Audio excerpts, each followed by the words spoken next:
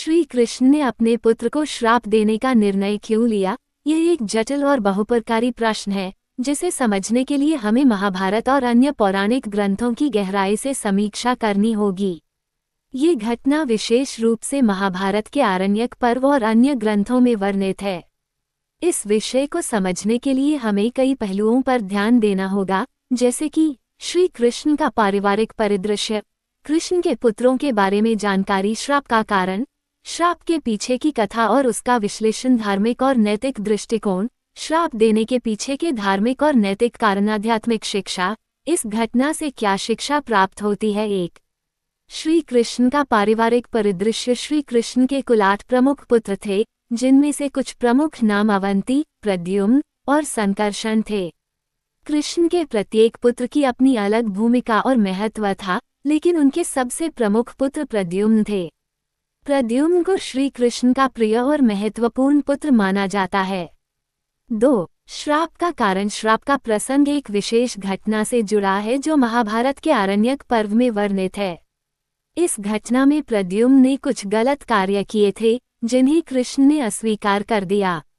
प्रद्युम्न की गलती को लेकर कृष्ण ने उन्हें चेतावनी दी थी, लेकिन प्रद्युम्न ने उसकी अनदेखी की। इसके परिणामस्वरूप कृष्ण ने उन्हें श्राप दिया। 3. धार्मिक और नैतिक दृष्टिकोण। धार्मिक और नैतिक दृष्टिकोण से देखें तो श्री कृष्ण का श्राप देने का निर्णय उनके लिए किसी विशेष उद्देश्य के लिए था।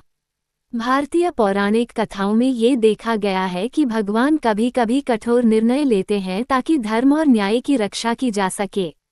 कृष्ण का श्राप देने का उद्देश्य ये भी था कि वे अपने पुत्र को दैवीय कर्मों और धर्म के मार्ग पर ले आएं और उन्हें अनुशासन का महत्व समझाएं।